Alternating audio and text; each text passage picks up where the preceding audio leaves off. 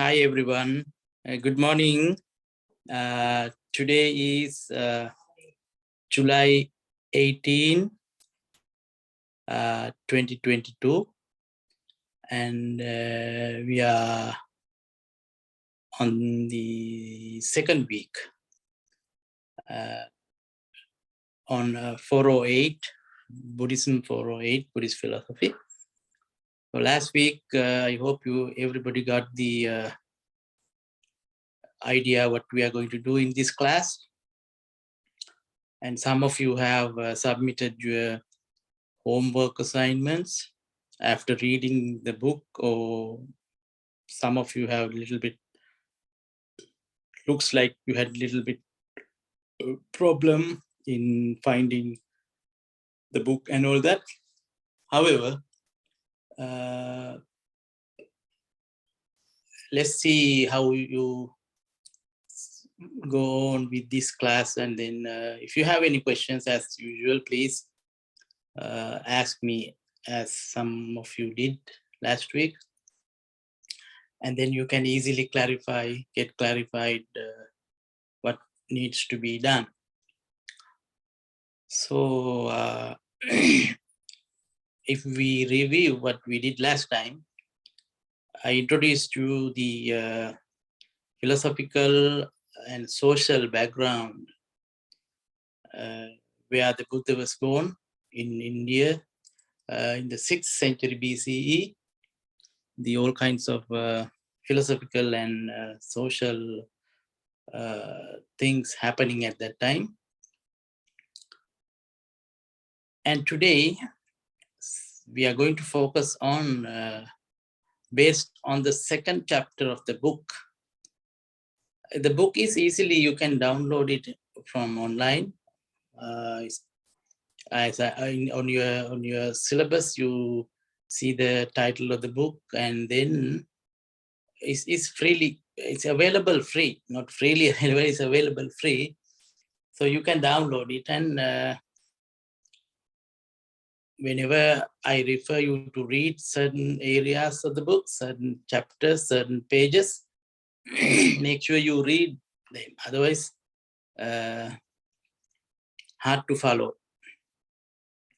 So today's class is on what early Buddhism is, and we step on the area about the, last time I introduced you the new word, epistemology. Epistemology is theory of knowledge. So we will look at what early Buddhism is first. When you say early Buddhism, what do you mean by it? So when you say early Buddhism, then you should be able to recognize that there is later Buddhism too. If there is something early, then there should be something later too, of course. When we say early Buddhism, it refers to the time of the Buddha, when the Buddha was alive in India, that is like 6th century, 5th century BCE.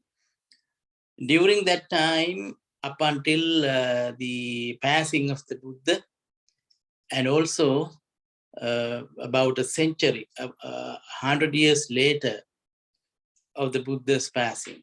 During that period is taken as early Buddhism. Why do we call early Buddhism? Some scholars use the word primitive Buddhism, primitive, primary Buddhism, terms like that. And original Buddhism, some scholars even use original Buddhism because it's original, right? So where do you find this early Buddhism? That is very important. To locate early Buddhism, I remember last time also I mentioned, we have to rely on early text, because there are many texts believed to be uttered by the Buddha and his closest disciples, students. So those things are recorded, and later those texts were written down. At the beginning, when the Buddha was, when he was engaging in his ministry, when he was doing his ministry, nobody wrote anything. The medium of instruction was only orally. You talk and somebody listen to it and memorize it. Memory, total memory.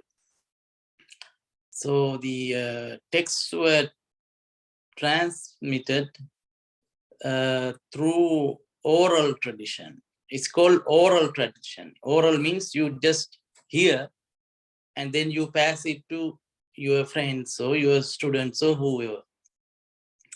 And they learn it from you and then they keep it in their memory and pass it to others. That's how in the earlier period, the message of the Buddha was transmitted. So it's called oral transmission. Oral transmission. And when the texts were written down, some centuries later, after the passing of the Buddha, so they checked whether their memory is correct. You know, different parts of India, they got together and then they recited whatever things they have in their memory, they had in their memory. And then if there are some mistakes, if there are some differences, how they have memorized things, then they corrected them. In India, of course, there were three, what you may call councils, Sangayana or councils. Councils are like the monks get together, important monks, senior monks, they got together in one place and they recited what they have learned from their tradition, from their memory. If there was something missing or if there was something lacking, they discussed it and then they corrected. That's how the teachings of the Buddha were preserved. So when you say early Buddhism, that earlier period of, the earliest period of Buddha's lifetime and then earlier centuries of Buddhism, the teachings that are mentioned in those texts considered to be early Buddhism. So you should be able to define what early Buddhism is. Early Buddhism only belongs to the first 2, 3, maybe 3 centuries of Buddhist history. So in that sense, early Buddhism refers to earlier part of the history of Buddhism, earliest part of the history of Buddhism. And what do you find in them? Those teachings, when you say early Buddhism, early Buddhist philosophy, what type of teachings, what type of things you find in those texts? That's very important. In the Buddhist tradition, even it is later or early, there are some basic teachings that everybody accepts as Buddhism. So, like the Four Noble Truths, you must have heard these terms. Four Noble Truths, Noble Eightfold Path, Karma, and Rebirth. Then we will be discussing on causality. Causality means the theory of cause and effect. Those are basic Buddhist teachings. So all those basic Buddhist teachings are there in early Buddhism. So if you want to talk about Buddhist philosophy, you cannot talk anything out of those things. So those things are the early Buddhist philosophy. And out of those things, I mentioned you the word, I know this is a little bit big word. You can check your dictionary and see epistemology. Epistemology. E-P-I-S-T-E-M-O-logy.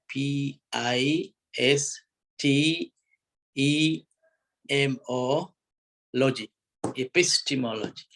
Epistemology means that's the word used in philosophy. That's a philosophical branch of philosophy. One branch of philosophy is epistemology. Epistemology is how we perceive things, how we derive our knowledge. If there is something called knowledge, how do we get knowledge? What are the boundaries of knowledge? What are the highest level that we can know? If there are any other thing that we cannot know, why? These are the things that are being discussed in the area of epistemology. So in Buddhism, if you want to identify it as a philosophy, we have to find epistemological teachings. Understand now? We should be able to find in Buddhist teachings, wherever it is referring to the theory of knowledge. Epistemology is theory of knowledge. So what type of criteria are used in early Buddhist teachings to get knowledge, to derive knowledge, the boundaries of knowledge? And if there are anything called extra sensory perception, how do we perceive things? So these were the things that discussed in epistemology. So in early Buddhism, you find a means of knowledge, how we perceive things. Basically, during the time of the Buddha, there were other ascetics or recluses, other sramanas, or if you want to use the word, other philosophers. There were other philosophers who said that we perceive things, we learn things from divine beings. Divine beings give us knowledge. It's based on divine revelation. It's called revelation. Huh? You know, the Bible is considered to be divine revelation. So we derive knowledge from those divine sayings, divine reveals. So in India, at the time of the Buddha, there were certain philosophers who relied on those things. We learn things from the gods, divine beings. Whatever things that they say is correct knowledge. So we rely on that thing. And some other philosophers said we learn things from listening to somebody. From listening to somebody's statement, we learn things. That's the means of knowledge. And some people argued we derive knowledge, we get knowledge by argument. When you argue with somebody, who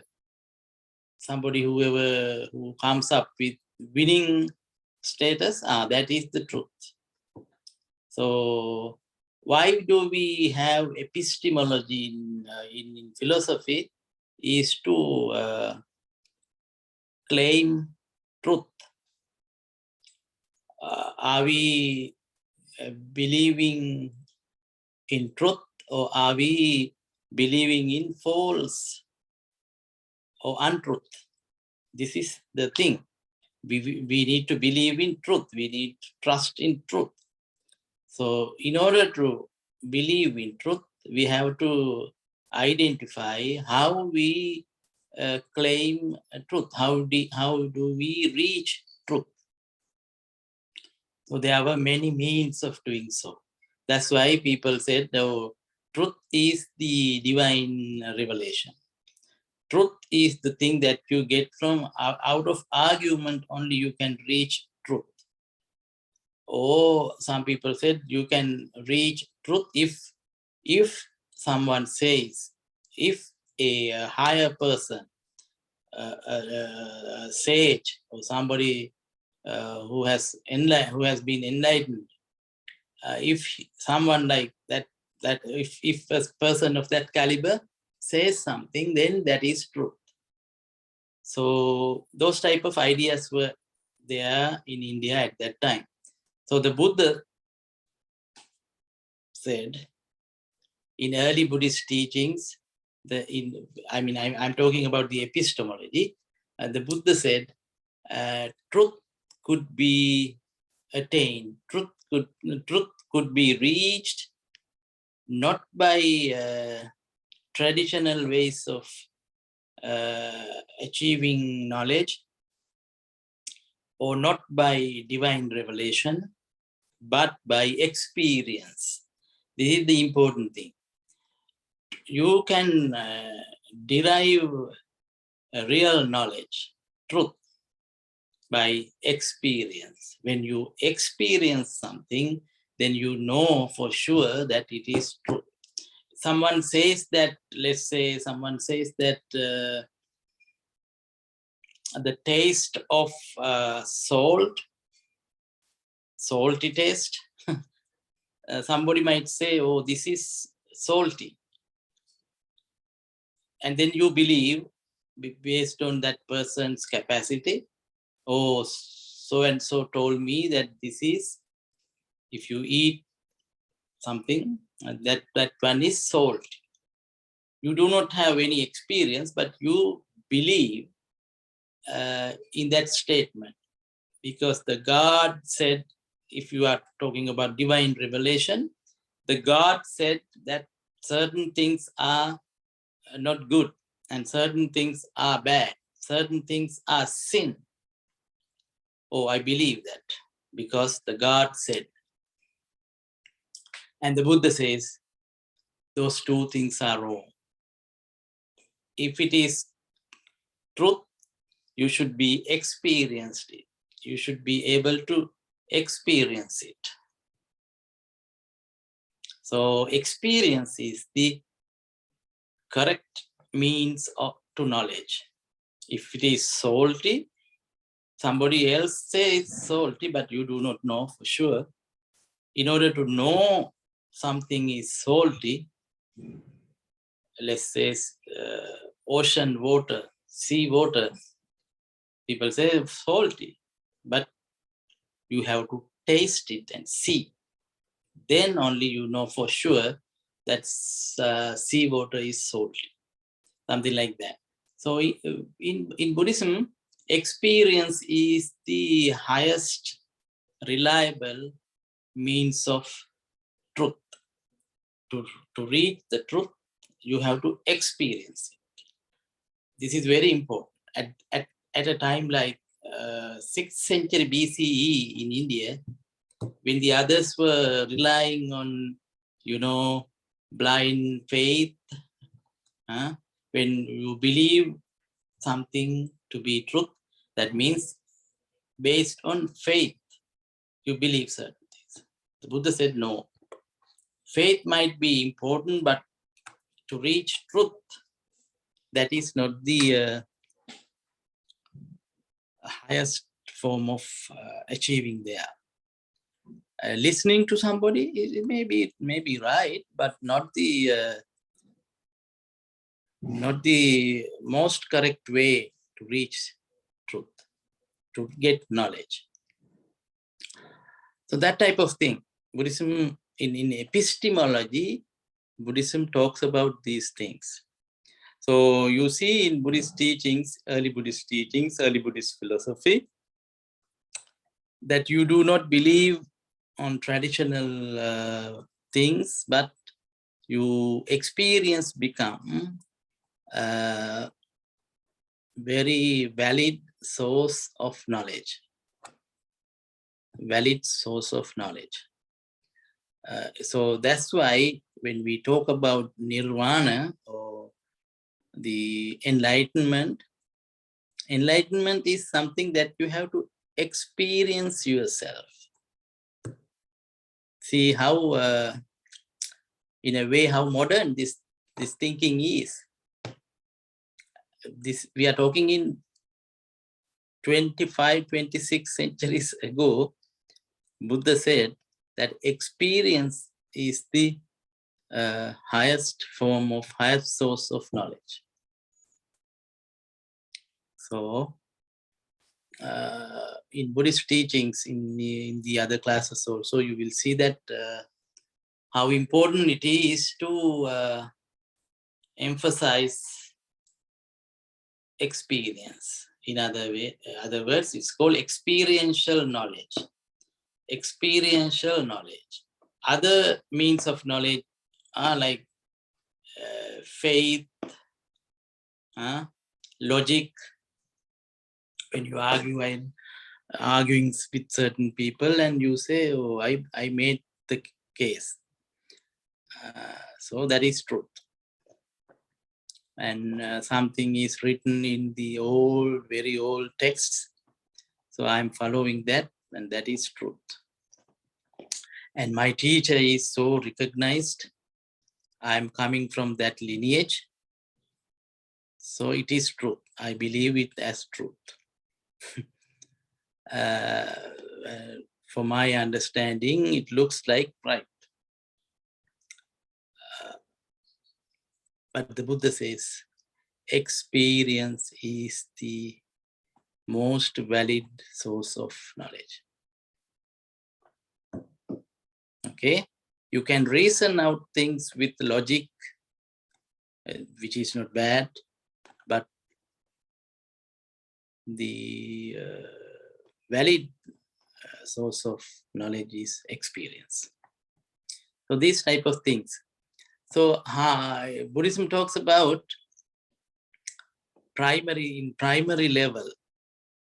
We derive our knowledge from our senses. Sensory perception is called sensory perception.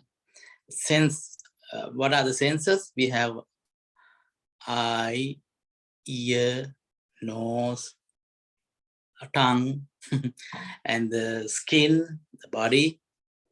And also we have something called mind. So these senses, through these senses, we derive knowledge from the outer world. We see things, we hear things, we taste certain things, we smell certain things, right? So with that, we get knowledge. So that is called sensory perception. Based on our senses, we get knowledge. And also there were another section called extrasensory perception. Not these senses. We can get other kind of knowledge with the extrasensory. Going beyond these senses, we can derive knowledge. How come that could happen? When you engage in meditation, when you concentrate your mind, practice it for a long time, you can get some extrasensory knowledge. Those knowledge is not based on your senses. Maybe based on them, but the level is too high. You can see things happening in the other people's mind. You can see, you can perform certain miracles even with the power of the extrasensory perception. You can listen to sounds far off places. Whereas in our ear, we can only listen to certain level, certain degree. But when you have the extrasensory perception, you can listen to even far off, like millions of miles away, whatever happening, you can perceive. That's called extrasensory perception, which is sometimes unimaginable. So there are things like that. So these are the things that are being talked, that are being discussed in Buddhist epistemology. How do we derive knowledge, and what are the boundaries of our knowledge? So please, if you have time, of course you must have time, otherwise you cannot take the class.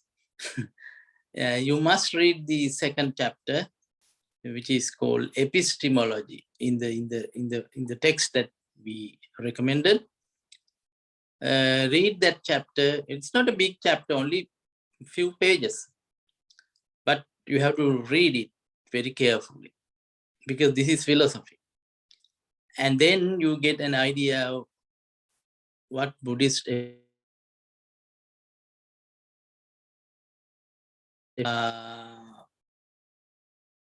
then you can do little research online also to expand your knowledge.